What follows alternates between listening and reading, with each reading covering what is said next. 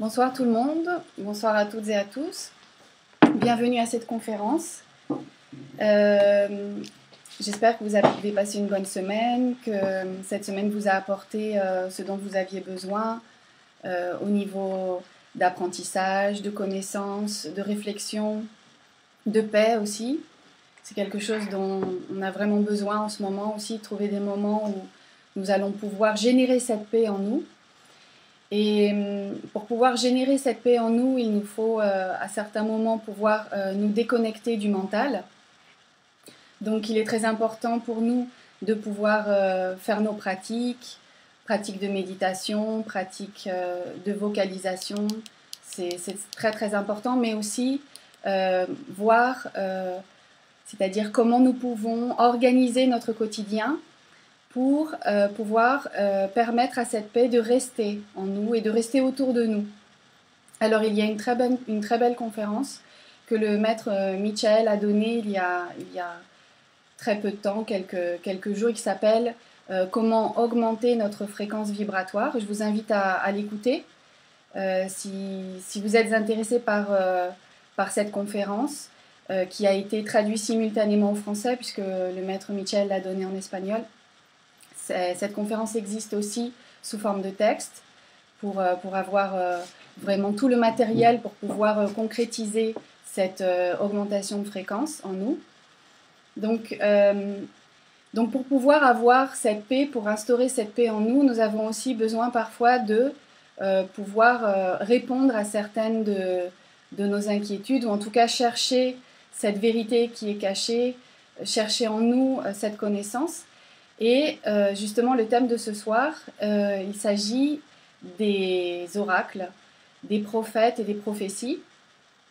Et donc, c'était des personnes qui ont accompagné l'humanité depuis sa création, tout au long de ces millions d'années, pour guider ces humanités au travers des âges, pour leur apporter les messages dont avait besoin l'humanité pour comprendre certaines circonstances. Donc il y a une différence entre un oracle et un prophète, et ça on va essayer de le définir ensemble. On va réfléchir un peu à ce que c'est, et on va aussi voir quelles techniques ils ont utilisées, surtout au niveau des oracles, pour pouvoir nous délivrer un message.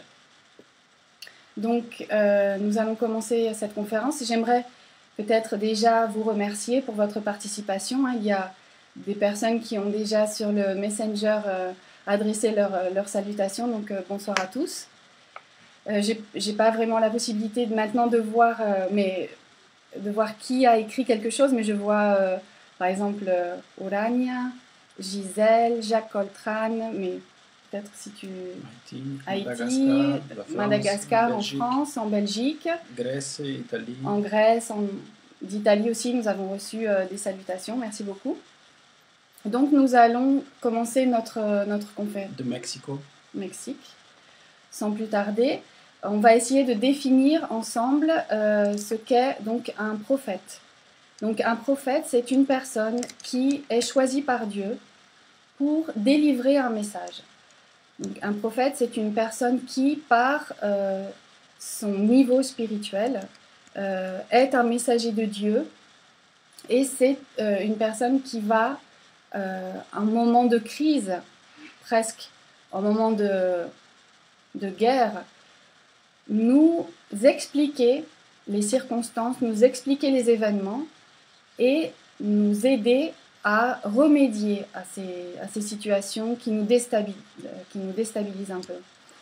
Donc, le prophète en lui-même est une personne qui, par le fait même de son travail, pas son travail, mais sinon de ce qu'il nous apporte, il doit vivre certaines circonstances qui l'éloignent quelque part, on va dire, d'une vie quotidienne confortable, d'une certaine nonchalance, d'une certaine, on va dire, je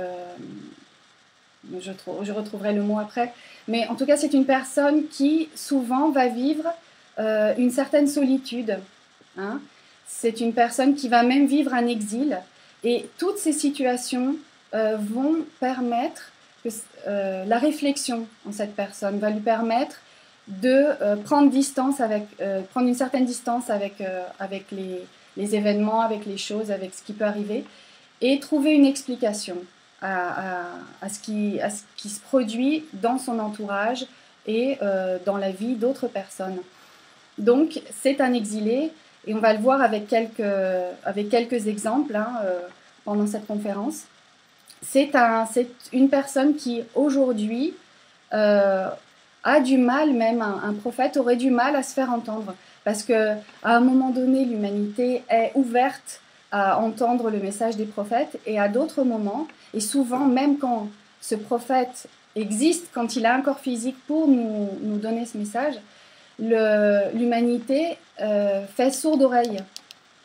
Et il y a maintenant comme une expression qu'on entend souvent, certainement vous l'avez déjà entendu, l'image ou l'existence d'un prophète muet. Mais ce n'est pas qu'il est muet, ce prophète, c'est que simplement les gens ne veulent plus écouter son message, parce que son message est cru, son message relate une vérité même qui est devant nos yeux.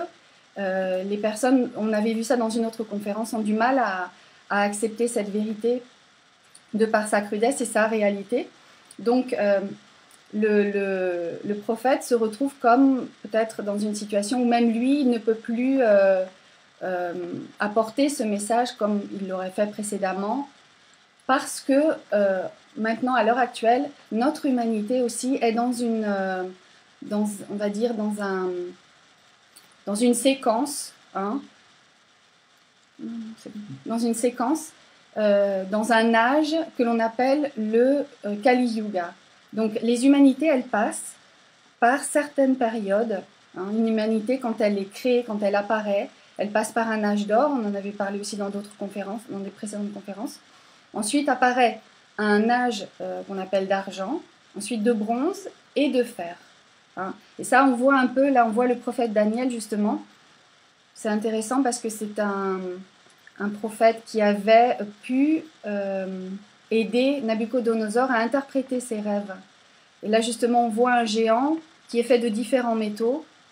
Bon, mais ça c'est aussi les métaux par lesquels passent les différentes humanités. Nous sommes en ce moment comme 5e race dans ce qu'on appelle le Kali Yuga. Donc c'est l'âge de fer, et c'est vraiment la fin de cet âge de fer où vont arriver certaines circonstances pour l'humanité, certaines circonstances qu'on va devoir passer, c'est-à-dire elles ne vont pas magiquement, on va dire, s'effacer ou disparaître, c'est un cycle.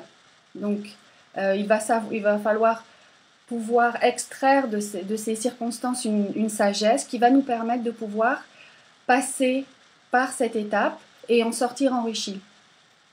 Donc le prophète en soi, quand il donne son message, on dit qu'il est voyant. Au départ, le terme de prophète voulait dire voyant. C'était une personne qui avait cette faculté.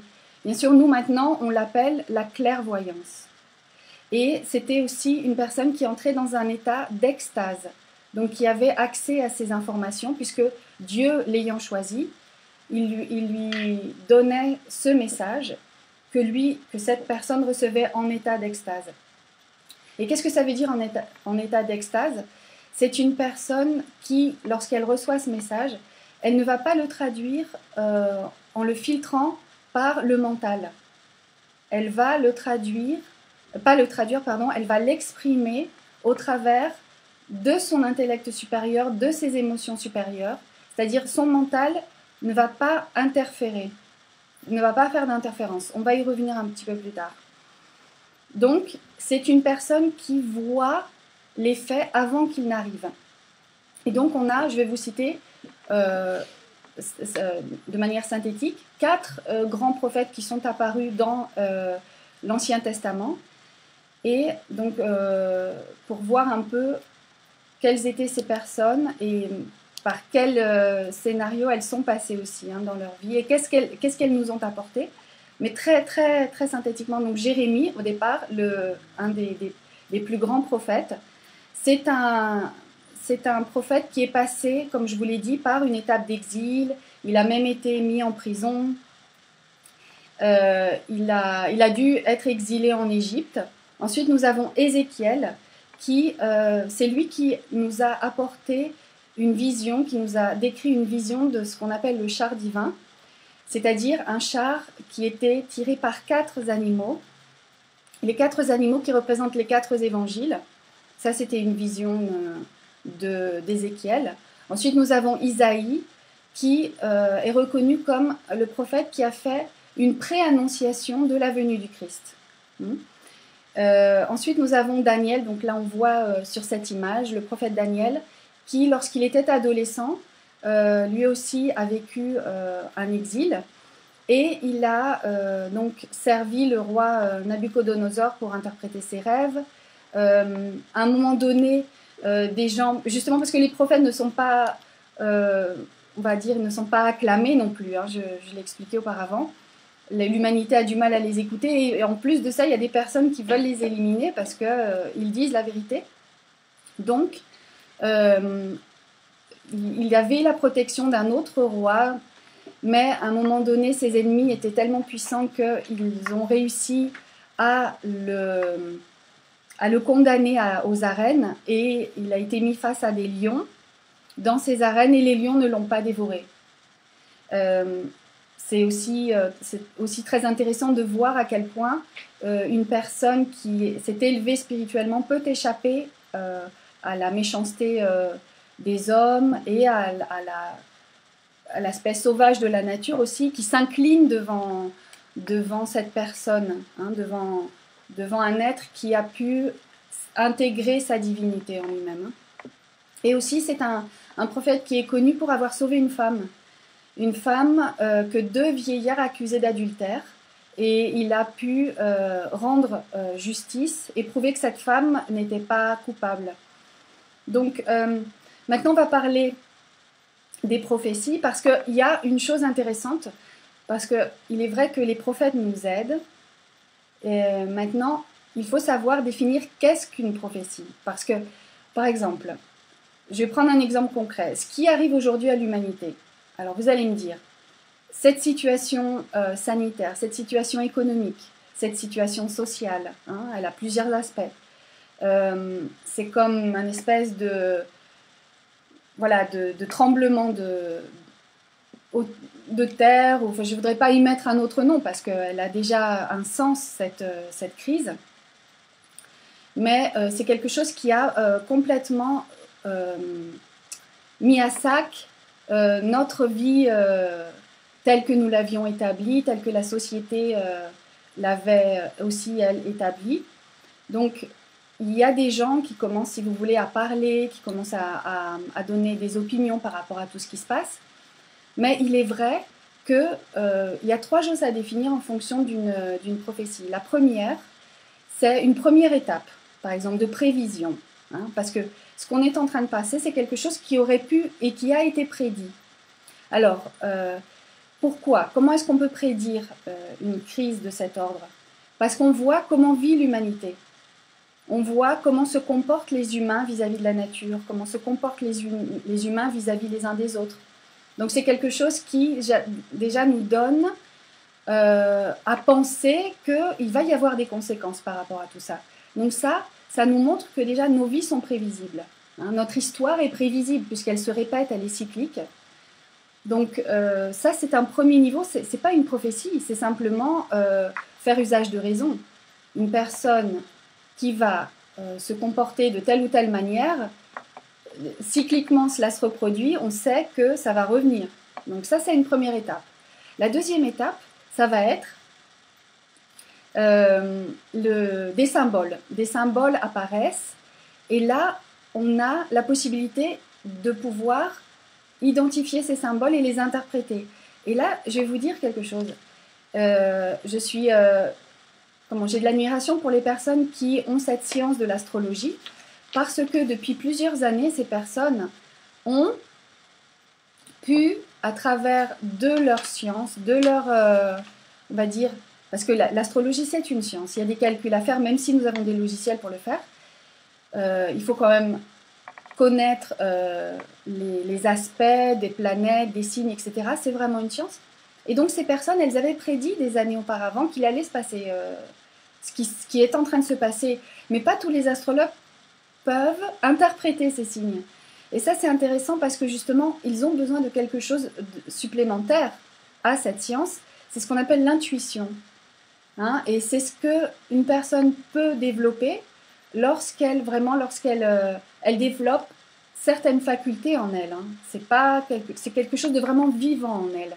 Et c'est justement lorsque Fernando donnait la conférence sur le cours d'introduction à la gnosis, la Kabbalah, la numérologie, etc., c'est un pilier de la connaissance. C'est quelque chose qui nous aide à développer ensuite notre compréhension. Donc ces personnes, elles avaient déjà vu, il y a plusieurs mois, même quelquefois 2 années auparavant, ou même peut-être plus. Vous pouvez voir, il y a des personnes qui en parlent, il y a des astrologues, de bons astrologues qui en parlent. Ils avaient vu notamment cet aspect d'Uranus en taureau. Si ça vous intéresse l'astrologie, vous comprendrez ce que j'aimerais vous transmettre. Cet Uranus qui est une planète de la révolution et qui est emprisonnée en ce moment en taureau. Donc c'est comme si l'humanité acceptait passivement ces choses, justement parce qu'il y a une influence des planètes, une influence dans les signes, etc. Donc c'est très compliqué, mais c'est tout à fait explicable. Et ensuite, il y a un troisième aspect, donc la première chose, la prévisibilité. La deuxième chose, l'intuition, hein, savoir avoir la faculté d'interpréter des symboles. Et la troisième chose à différencier, c'est quand la personne, par son état spirituel, son niveau spirituel, devient un prophète.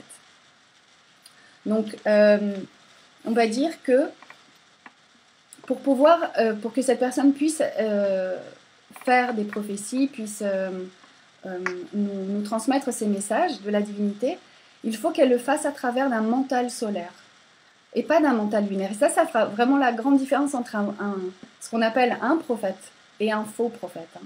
C'est-à-dire un prophète, c'est une personne qui ne va pas laisser les interférences d'un mental lunaire le dévier dans sa description, dans son interprétation de ce qui est en train de se passer. Donc, d'où viennent les prophéties? Pourquoi l'humanité a commencé à chercher les prophètes ou à écouter les prophètes? Pourquoi les prophètes sont apparus? Alors ça, on le voit dans le Nouveau Testament, dans l'Ancien Testament, pardon, parce qu'on voit périodiquement des prophètes qui viennent à la terre, qui prennent un corps physique et qui aident l'humanité. Donc, ce don de prophétie, il existe parce que l'humanité a besoin, justement, de trouver des réponses. Et justement, le prophète vient et commence à expliquer à l'humanité qu'elle est désobéissante, qu'elle fait usage de sa superbe, et qu'elle pense être plus intelligente et plus forte que Dieu. Et là, de par ce qu'elle fait, de par ses erreurs, des conséquences arrivent. Et là, le prophète propose un changement. Alors, l'humanité entière ne va pas, on va dire, acquiescer, hein, on le sait déjà. Il y a une grande partie de l'humanité, même si elle ressent ce besoin de comprendre certaines choses, elle ne va pas faire un travail spirituel. Ce sont certaines personnes qui sont vraiment dédiées à une vie spirituelle, qui vont pouvoir mettre en œuvre et réaliser ce changement en elles-mêmes. Donc, ces prophètes, ils aident ces personnes à, on va dire, évoluer quelque part, oui, et à passer au travers de ces épisodes dramatiques. Et donc, à aider à ces personnes à être obéissantes à nouveau aux lois divines, hein, à les accomplir. Donc, il y a deux choses intéressantes, c'est que, par exemple, on se demande, oui, mais quand vont terminer ces moments de détresse pour l'humanité, etc. Donc, Daniel, ce prophète, et Jean dans l'Apocalypse ont répondu, mais avec une phrase tellement énigmatique que beaucoup de gens ont, quelque part,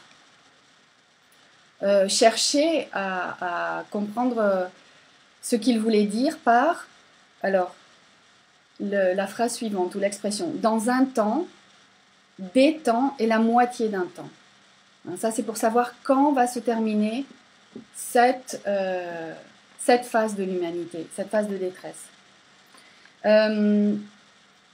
Donc, pour continuer, nous allons voir maintenant la différence avec les oracles. Alors, les oracles, c'est autre chose. Alors, un prophète, on l'a déjà défini, maintenant on va voir qu'un oracle, c'est un intermédiaire aussi entre les dieux et les hommes, mais c'est plutôt, ça va être une personne ou un objet qui va être utilisé dans le sens où on va lui poser une question. À un prophète, on ne lui pose pas de question. Le prophète, il vient, il donne le message. L'oracle, lui, il va recevoir des personnes qui vont lui demander quelque chose. Et le dieu grec qui offre ce don à la personne, c'est Apollon. Et donc, je vais vous parler d'un temple, d'un endroit en Grèce dédié à cette faculté, c'est Delphes. Et si vous avez l'occasion d'aller à Delphes, je vous le conseille parce que c'est un endroit magique. Évidemment, parce qu'il a encore, malgré le nombre incalculable de touristes hein, qui vont chaque année sur ce site, on sent les énergies de l'oracle, on sent les énergies de ce dieu, on sent les énergies de Delphes, on sent l'aide des dieux qui veulent transmettre à certaines personnes des réponses. Donc si une personne veut faire une méditation, si elle a l'opportunité, parce que c'est pas non plus c'est pas un endroit non plus, on va commencer à faire n'importe quoi, on va respecter cet endroit, je voudrais vous parler de sérieux et de discipline dans ce cas-là, hein, avec un grand respect, mais peut-être se relaxer quand on est à Delphes sur ce site, voir la nature, s'inspirer de cette nature, et se rendre compte d'une biodiversité étonnante. On est ravis par la beauté de cette nature dans ce site. Mais la nature, elle a beaucoup de choses à voir avec l'oracle de Delphes, parce qu'on dit que la Pythie, qui était l'oracle, la Pythonis, on l'appelle aussi, elle travaillait en concordance avec Cybèle, qui était la mère, hein, la mère primordiale, aussi un aspect de la mère primordiale, de cette mère, de cet aspect féminin de la divinité et de la nature. Et donc l'oracle de Delphes, c'était donc une femme qui était choisie, on va dire elle aussi. Elle devait venir d'une famille noble, mais pas noble dans le sens pécunier, dans le sens financier, non, mais d'une famille dont on voyait la noblesse d'âme. Elle devait quitter sa famille pour se dédier à cet office, et on disait qu'elle vivait, ou elle passait beaucoup de temps dans une grotte hein, à Delphes, et qu'il y avait des cérémonies où les gens venaient lui poser des questions. Alors là, on voit une dame qui est assise, une prêtresse qui est assise sur un trépied. Donc le trépied, c'était aussi c'était cérémonial, hein, c'est donc un siège à 3 pieds. Les 3 forces de la nature, hein, c'est très symbolique. Et là, cette dame, elle recevait les questions et elle allait répondre à ces questions. Elle se préparait à cette cérémonie, elle devait se baigner dans une source, elle devait faire 3 jours de jeûne et ensuite, elle devait être toujours vêtue de blanc. Et quand la cérémonie commençait, donc on disait qu'on pouvait respirer des parfums de feuilles de laurier brûlées et aussi de soufre, dit-on. Alors certains, comme vous pouvez le voir sur cette image, imaginaient que de Delphes, de sous la terre émanait du soufre, des vapeurs de soufre. Mais en fait, c'est très symbolique le soufre. Le soufre, ça a un rapport avec la chasteté, avec nos énergies créatrices. Donc c'est une dame qui devait rester chaste. Donc la préparation avait un grand rôle avant cette cérémonie. Maintenant, pourquoi les gens allaient voir cette prêtresse, cette pythonisse? Ils voulaient bien sûr connaître leur destin, mais quelle était, on va dire, la conséquence lorsque les personnes apprenaient quand la pythonisse lui donnait cette réponse.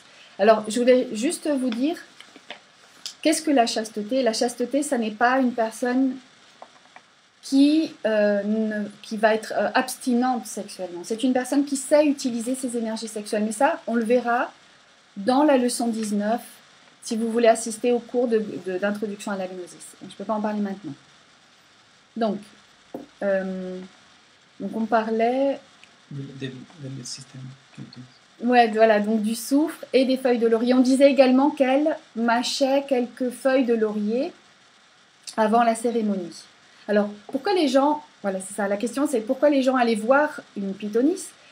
Alors, souvent, quand la réponse était crue et très difficile de l'accepter parce que ça remettait peut-être en cause certaines choses chez la personne, elle attendait peut-être une réponse positive et la réponse de l'oracle, elle n'est pas forcément positive, elle peut aussi annoncer un drame.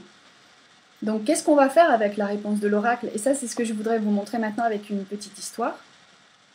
Justement, c'est un poète, Aeschylos, hein, c'est un poète un des plus grands poètes de la tragédie grecque. Et un oracle lui avait dit qu'il allait mourir, sa vie était en danger parce qu'une maison allait s'écrouler sur sa tête, sur lui. Hein. Donc, Aeschylos, quand il a reçu cet oracle, il a décidé de quitter, vous voyez sur cette peinture, de quitter la ville. Il est sorti de la ville et il s'est réfugié dans un camp de rochers, en pleine nature. Donc il est resté là, vous voyez, là il étudie, lit, etc. Enfin bref, c'est on va dire une interprétation moderne d'un grec de l'époque. Mais bon. Et qu'est-ce qui se passe? C'est que on peut pas éviter le destin. C'est-à-dire quand l'oracle nous dit quelque chose et que c'est un véritable oracle, c'est quelque chose qui va se passer dans notre vie. Et nous, on va pas chercher à connaître notre destin pour l'éviter parce que il nous rattrape. Donc qu'est-ce qui se passe? Cet homme, en voulant s'échapper à la campagne où il n'y avait pas de maison, tout d'un coup, il a vu arriver un aigle qui tenait une proie entre ses serres. Et cet aigle a lâché sa proie sur le crâne d'Aeschylos pour casser la carapace de la tortue, parce que cet animal était une tortue. Et donc la tortue, elle porte la maison avec elle, c'est-à-dire sa carapace, c'est sa maison. Donc il n'a pas pu échapper à ce destin. Ok, donc on va passer à une autre... Qu'est-ce qu'on peut faire alors si un oracle nous donne une prédiction pas trop belle. Alors, justement, ça c'est ce que je... Oui, c'était en conclusion plutôt, mais c'est bien, ok, merci. Qu'est-ce qu'on peut faire, justement? Parce que si un oracle nous donne une information, comment on peut faire pour ne pas vivre cette situation tragique, hein? C'est pas en l'évitant, justement, il y a une façon de payer le karma, c'est de faire, de se sacrifier pour l'humanité, c'est-à-dire de rendre un certain service aux gens. Hein? C'est ça le payer son karma. C'est aussi éliminer certaines choses en nous parce qu'il y a des situations qui arrivent dans notre vie, des moments difficiles qui arrivent dans notre vie parce que c'est nous-mêmes qui avons forgé ces situations à l'avance à travers de comportements erronés. Donc si on arrive à corriger ces comportements en nous, si on arrive à éliminer l'ego qui est la cause de ce karma, on va pouvoir aussi non pas éviter le karma, sinon qu'on l'a payé, donc il ne va pas se produire. Hein? Mais encore ça, si vous voulez, c'est une leçon, un cours qu'on va donner dans ce cours d'introduction à la gnosis, hein, pour expliquer bien les lois du karma. Ok, donc Cassandre. Alors c'est un autre cas d'une personne, d'une femme qui avait ce don je vais dire de prophétie dans le cas, parce que je suis en train de parler des oracles, mais pratiquement à Cassandre, c'est un personnage de l'Iliade, et c'est une dame qui avait reçu, c'est une prêtresse qui avait reçu ce don d'Apollon. Mais comme elle n'avait pas, si vous voulez, respecté sa parole hein, vis-à-vis d'Apollon, Apollon ne pouvant pas lui retirer ce don, parce que quand un dieu donne un don à une personne, il ne peut pas lui enlever. Donc qu'est-ce qui se passe? Il a fait en sorte que personne ne croit ses prophéties, ses prédictions. Et c'est exactement ce qui s'est passé au niveau de la prise de la ville de Troie. Hein, elle a même dit, vous voyez là, sur cette peinture, Troie en flammes, elle avait prédit ça, elle avait prédit le cheval de Troie. Enfin bref, si vous voulez, vous pouvez vous informer par rapport à ce personnage de la mythologie. Hein. C'est dans l'Iliade d'Homère. Pardon? C'était un karma. Ah oui, c'est un karma, c'est vrai. Et oui, puisqu'elle n'a pas respecté sa parole vis-à-vis du Dieu, donc elle a été quelque part punie par ce Dieu. Donc elle est restée, si vous voulez, dans l'inconscient collectif, hein, la Cassandre, elle est restée comme une prophétesse du malheur, hein, une prophétesse de malheur. Alors je dis, c'est pas un oracle dans le sens où personne ne voulait l'écouter. Alors qu'un oracle, quelqu'un vient à cette personne et lui demande des choses. Là, à Cassandra, personne ne voulait l'écouter. Ok. Donc, on va continuer. Alors, des prophétesses, des druidesses, hein, il en a existé aussi en Gaule, hein, elles avaient des noms. Le fait de pouvoir donner ce message divin à l'humanité, ça existait partout, ça existait en Égypte. Par exemple, il y a le Siwa, je ne sais pas, vous le verrez si vous recherchez, c'est un endroit où il y avait le prophète d'Amon. Et c'est Alexandre le Grand qui souvent le consultait. Il y a d'autres endroits, par exemple en Grèce, pour parler un peu de la Grèce, il y avait la forêt de Dodone. Et il y avait un temple dédié à Zéus et à Dionée, hein, une déesse. Et donc les gens venaient, mais là, c'était un autre type d'oracle. On utilisait des lamelles oraculaires, c'est-à-dire qu'on écrivait la question et on l'enterrait au pied d'un chêne sacré. Donc ici, dans cette forêt de Dodone, cette forêt sacrée, il y avait des chênes et c'est à partir de ces chênes qu'a été construit le bateau sur lequel Jason a voyagé pour trouver la toison d'or. Hein. C'est encore un peu de mythologie. Alors, il y a plusieurs types on va dire, d'oracles. Hein. Donc, je viens de dire, s'adresser directement à une personne pour lui poser une question, ou alors les lamelles oraculaires, ou alors il y a aussi les oracles par rapport au mouvement des barques, hein, par rapport au mouvement des animaux. Hein, par exemple, le vol des oiseaux, le mouvement des taureaux apis en Égypte. Et aussi, on posait certaines questions aussi au statut de Dieu. Mais il y a quelque chose qui me semble intéressant, parce qu'une fois, une dame a posé la question dans une des conférences qui ont été publiées dans notre vidéothèque. Une dame avait posé la question de savoir si, dans les rêves, on pouvait avoir des informations par rapport à notre santé et comment nous guérir. Et oui, il y avait des temples qu'on appelle des temples d'incubation en Égypte, en Grèce, et notamment...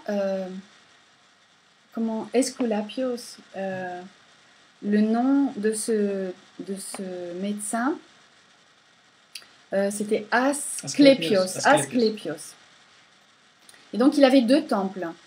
Et il y en avait un, pour n'en citer qu'un, à Athènes. Et là, il demandait aux personnes de rester dans le temple pendant la nuit et d'étudier leurs rêves. Parce que dans leurs rêves, au moyen d'un rêve conscient, ils allaient avoir des informations par rapport à la maladie et la meilleure manière de la guérir.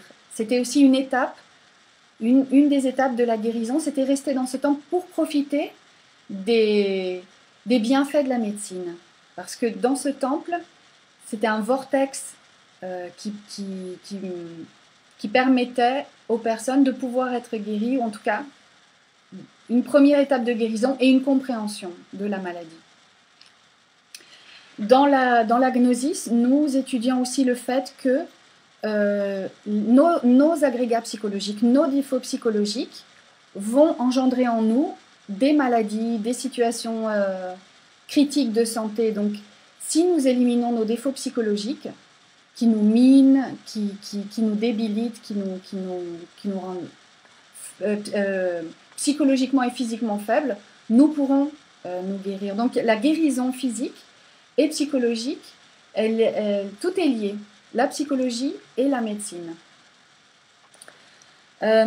Ensuite, nous allons voir, voilà, c'est ça, hein, c'est une des choses que nous pouvons utiliser, c'est le voyage astral conscient. Donc on voit, hein, c'est cette personne qui est au pied d'un arbre, hein, peut-être un chêne même. Le chêne est un arbre sacré dans la tradition celtique. Hein, c'est un arbre qui peut nous apporter des réponses. C'est un arbre qui a si vous voulez, un vortex d'énergie aussi.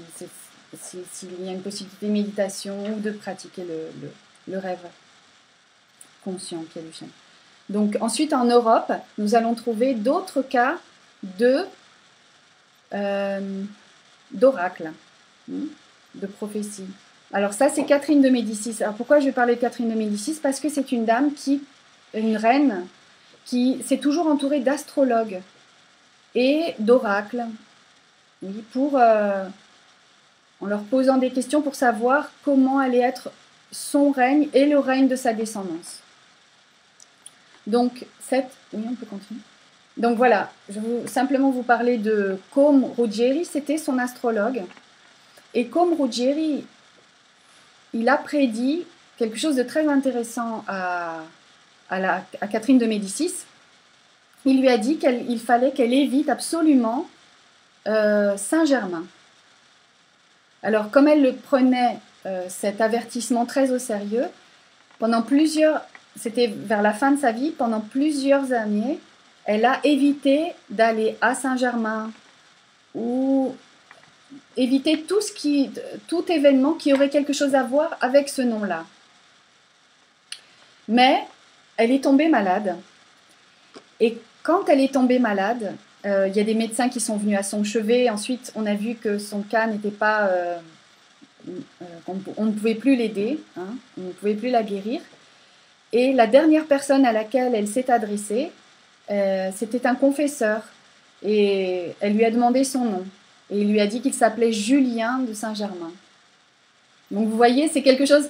C'est-à-dire, il faut savoir aussi interpréter ce que dit un oracle.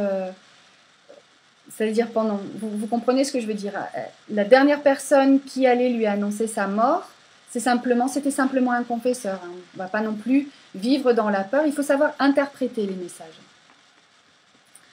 Alors, ok, donc ça, c'était très intéressant parce que c'est le miroir. Le miroir, c'est un objet qu'on peut utiliser pour développer cette faculté en nous. Et justement, comme Ruggieri, il a utilisé le miroir pour voir se refléter le règne des enfants de la descendance de Catherine de Médicis. Dans le miroir venaient ces images.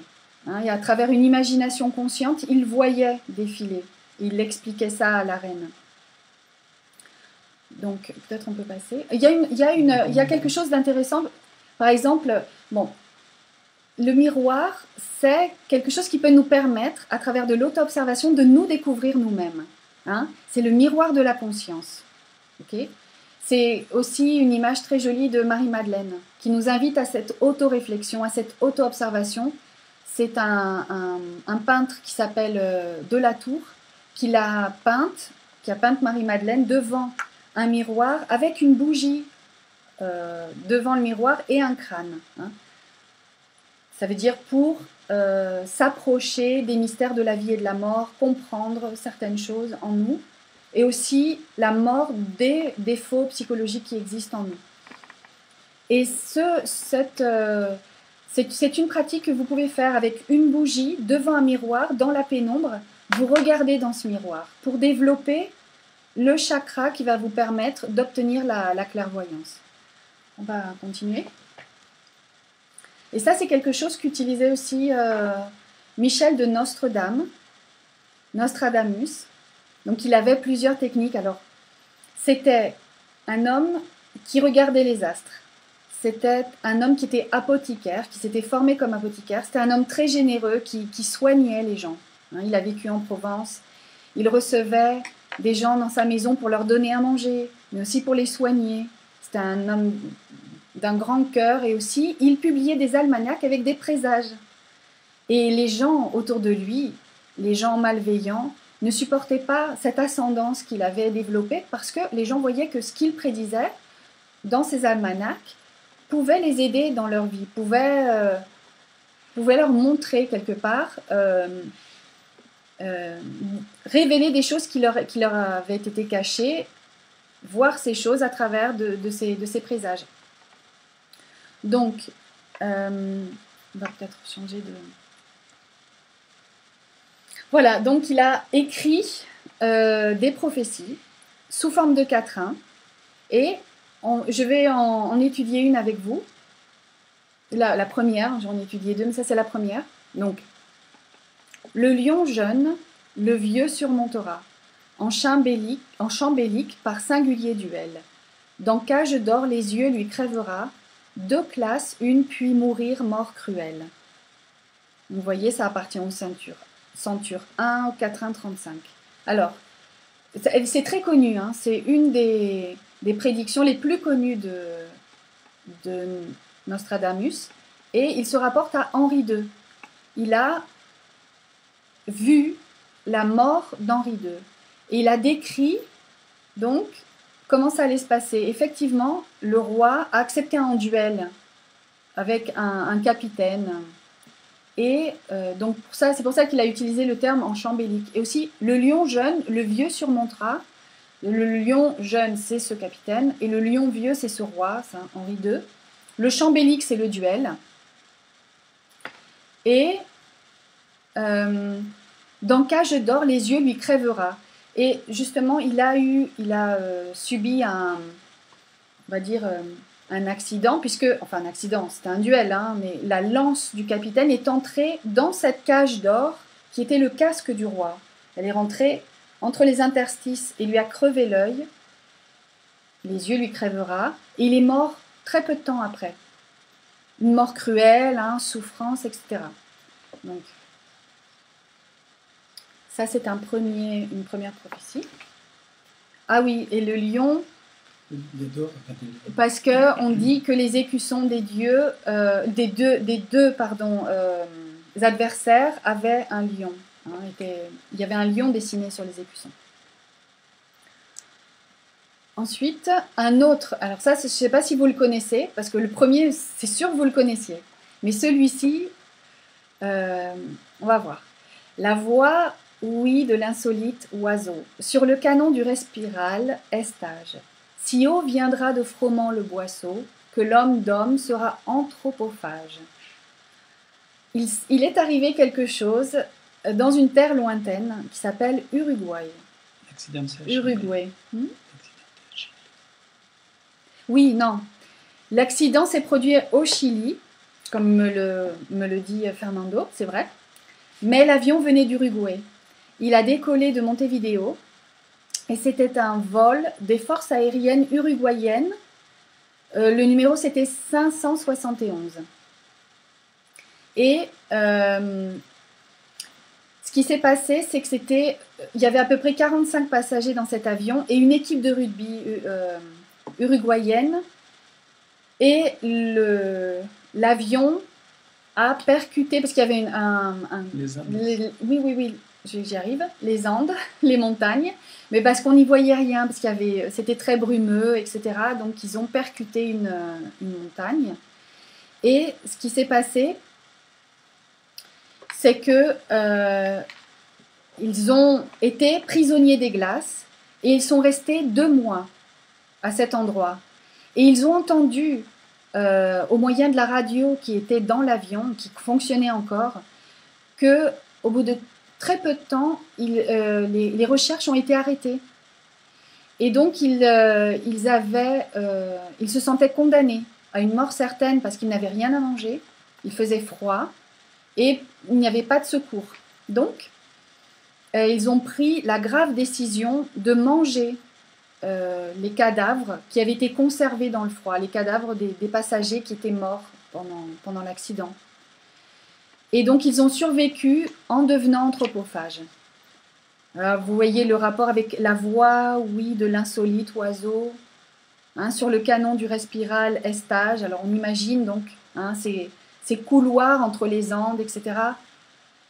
Et l'homme d'homme sera anthropophage. Il y a encore une chose. Oui. C'est qu'elle parle del trigo. Oui. C'est le symbole du signe astrologique de Virgo. C'est le signe astrologique d'Uruguay. D'accord. Donc le froment aurait, donc Fernando dit, a un rapport avec le signe astrologique de la Vierge. Et le signe astrologique de la Vierge, il représente chaque pays a un signe. Le pays Uruguay, parce que chaque pays est représenté ou est régi par un signe astrologique. Merci beaucoup pour l'apport. Donc, Nostradamus, il a fait tous ces présages et toutes ces prophéties. Imaginez un peu Catherine de Médicis le tenait en haute estime, etc. Et les fils parce qu'il a vécu longtemps, je crois qu'il a vécu jusqu'à 94 ans, Nostradamus.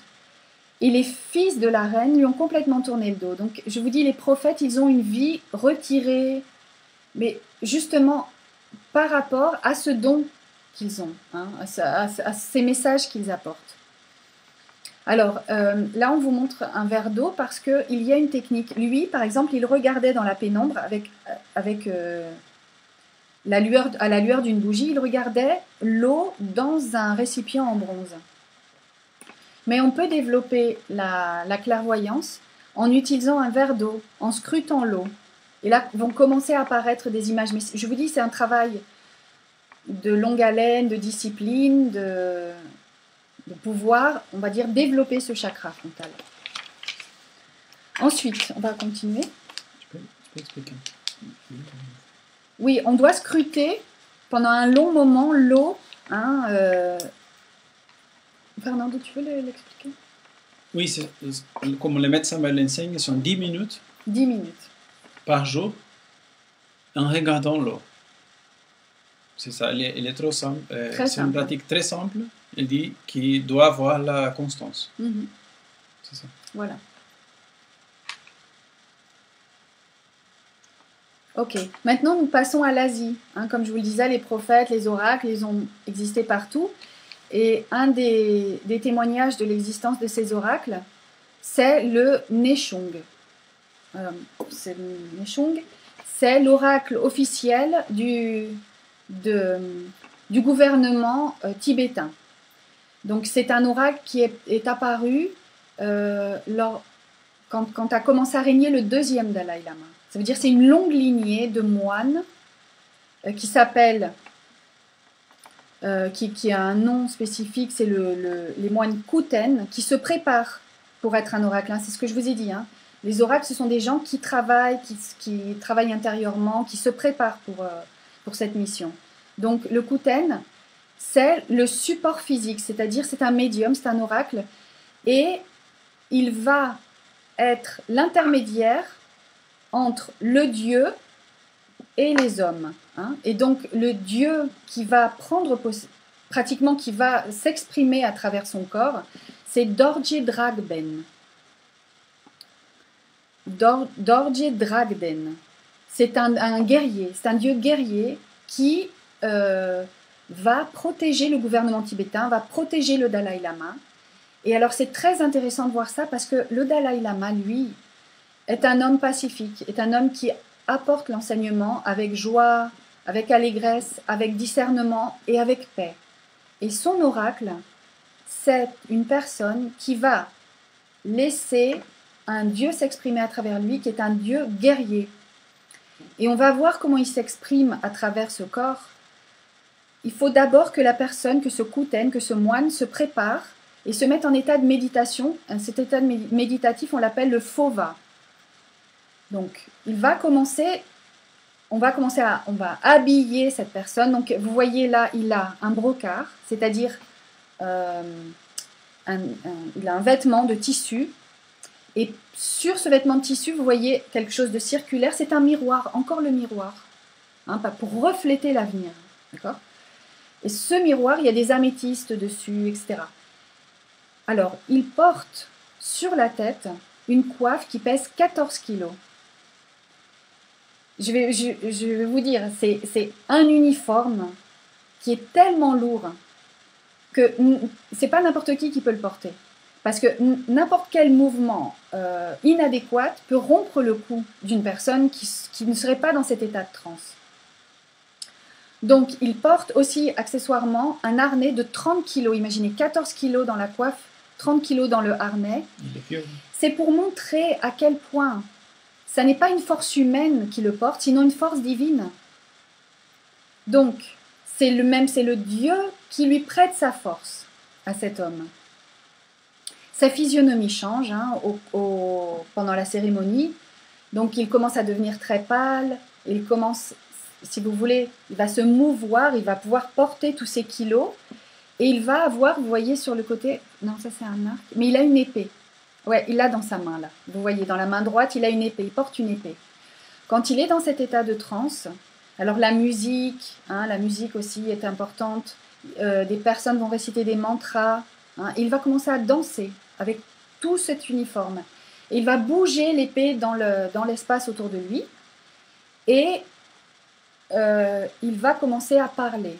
Il faut un interprète. C'est comme pour l'oracle de Delphes. Il faut un interprète à ses propos.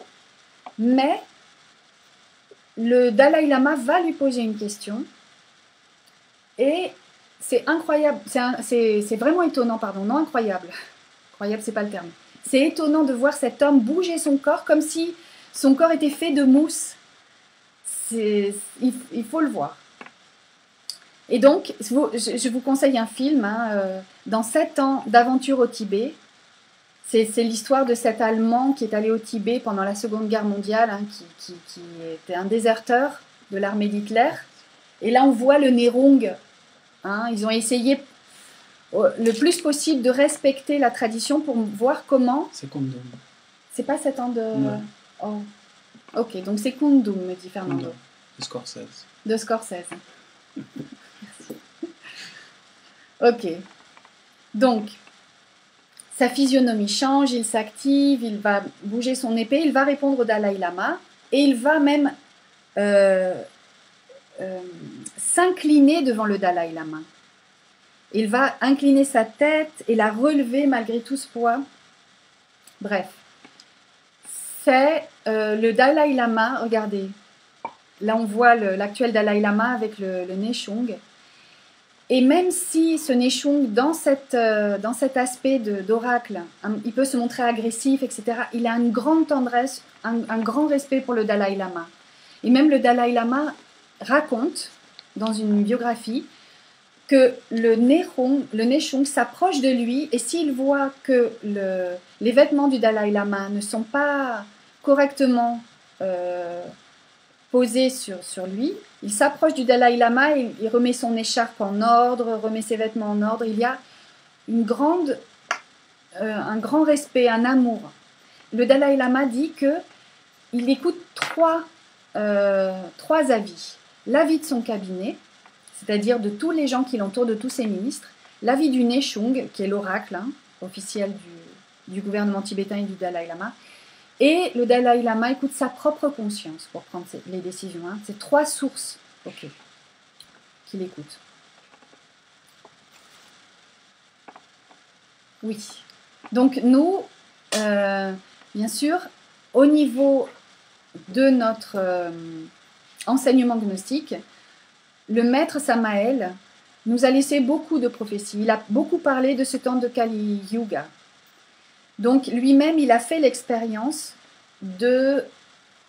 à travers l'imagination consciente, capter ce qui allait arriver à l'humanité.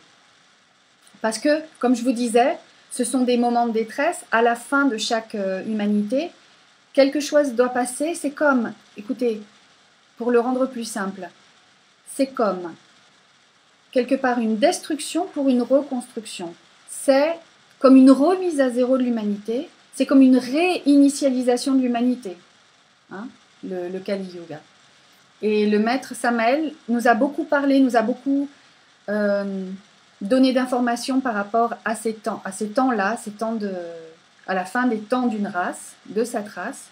Et on voit, si on veut réellement voir la réalité en face, que l'humanité, il y a beaucoup de dégénérescence de l'humanité au niveau des comportements.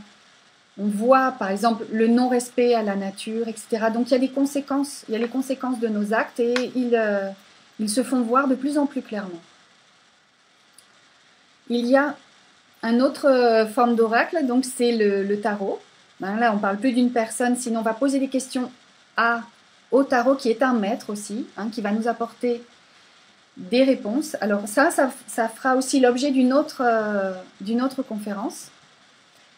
Mais pour savoir interpréter le tarot, là c'est le tarot égyptien que nous utilisons, il faut de l'intuition, il faut bien connaître les cartes, et il faut savoir, si vous voulez, poser la question correctement. On ne pose pas la question à un tarot pour des choses comme ça superficielles. C'est vraiment pour avoir, on va dire, un éclaircissement pour une question que nous posons profondément en nous. Maintenant, quand on pose une question au tarot, c'est comme l'oracle. Parfois, la réponse va être positive. Ça veut dire qu'elle va nous apporter une espèce d'allégresse, de paix, etc. Et parfois, la réponse va être aussi quelque chose qui va nous inquiéter, peut-être parce que les cartes vont parler d'elles-mêmes et elles vont nous dire, bon, l'étape qui suit est un peu difficile, un peu compliquée. D'accord ? Et pourquoi une personne va vers un oracle, va vers le tarot, etc. C'est pour qu'on lui donne des réponses. C'est pas, encore une fois, pour éviter le karma. Et regardez un truc intéressant aussi de Nechung. Il a fait 3 prédictions très importantes au Dalai Lama. Avant l'invasion chinoise, en 1945, quand le Dalai Lama lui demandait à propos du bien-être du Tibet, il répondait déjà négativement. En 1950, le Dalai Lama lui a demandé qu'est-ce qui va se passer au niveau de notre territoire, etc. Et le Nechung, il fait comme un signe de désaccord, de négation, en dirigeant son visage vers la Chine. Et en 1956, il va dire au Dalai Lama de fuir vers l'Inde. Donc, voilà. Donc, il y a des questions qui trouvent leur réponse. Alors, Fernando me dit... Non, parce que... Ça va. C'était un apport, mais... Tu veux le faire, Fernando, s'il te plaît?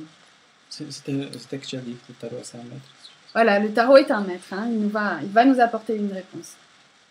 Donc, ce n'est pas pour, on va dire, fuir l'évidence ou fuir, c'est simplement savoir adapter notre comportement, savoir ce qu'il nous faut corriger. Donc, encore une fois, nous devons payer, pour les erreurs que nous avons commises, nous devons payer notre karma. Donc, il y a des grands maîtres de l'art, hein, comme on l'a vu dans des conférences précédentes, qui ont développé ces facultés de clairvoyance. Et ils ont pu, dans la musique aussi, développer la clairaudience, hein, pour pouvoir apporter toutes ces mélodies à l'humanité. Donc, dans une prochaine leçon, nous vous donnerons les techniques pour développer les chakras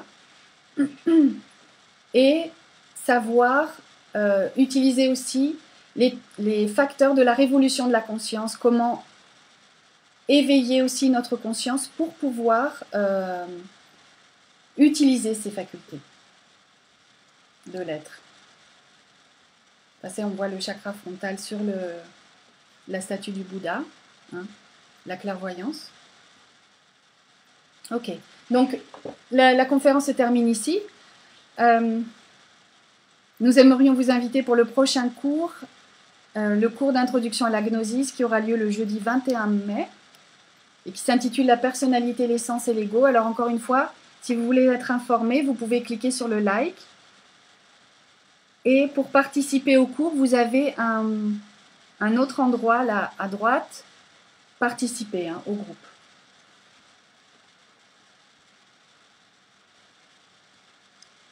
Et demain, dimanche, nous avons une conférence. Ça serait peut-être pour les étudiants déjà plus avancés de la gnosis, que le maître Galeno va donner et qui traite des concepts d'immunité.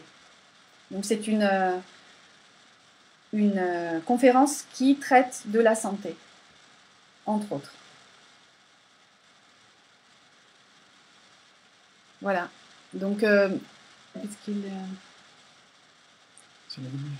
Voilà.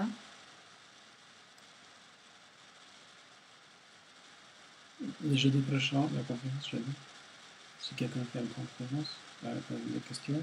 Ouais. Si vous avez des questions... Je ne vois pas de questions. Pas de questions, d'accord.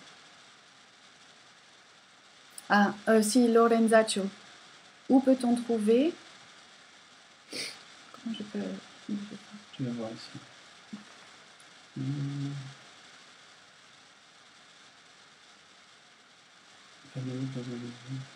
Je ne peux pas voir ici. Ok. Où peut-on trouver la conférence sur l'augmentation de la fréquence vibratoire? C'est sur notre page. Vous pouvez nous écrire un email à francegnosis. francegnosis@gmail.com. france.gnosis@gmail.com. Je vous envoie les liens. Ah, il y a des personnes qui ne savaient pas que la conférence, elle était à 18h. Peut-être que c'est plus facile de mettre tout à 19h. Ouais. Pardon, ouais. La conférence, cette fois-ci, c'était sur sur la publication 1, que c'était aujourd'hui à 18h, mais vous pouvez la revoir en replay. Voilà. Ok. Merci beaucoup. Merci d'avoir participé à cette conférence. Zut, aura-t-on le replay sur le groupe? Je pensais que c'était à 19h. Oui, Noémie, oui. Ça sera... Bonjour Nancy. Ouais, ça sera sur le replay. Oui, alors Annette Birgit a écrit qu'il y a une différence effectivement entre le mental solaire et le mental lunaire. Alors, pour vous expliquer, un mental solaire capte les informations et ces informations passent par l'intellect supérieur. Quand il s'agit d'un mental lunaire, là, la personne, elle va tomber dans ce qu'on appelle le dualisme, hein, dans les concepts. Est-ce que tu veux expliquer, Fernando elle va utiliser son intellect.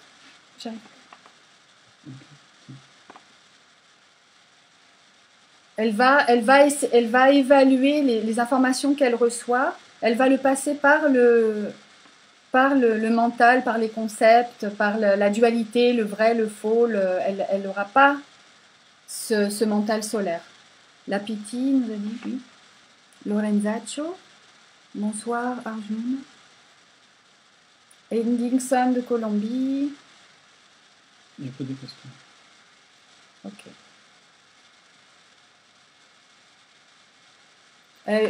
Jean-Édouard Paulin nous explique la pratique avec le verre. Exactement, oui. Donc, on se concentre sur l'eau de manière à ce que le regard traverse le verre et tombe exactement au centre de l'eau. C'est-à-dire au centre du cercle, à l'endroit du cercle, mais que le regard traverse le verre et tombe au centre du cercle. Merci à vous. Bonsoir à tous. Ok. Et à la prochaine fois.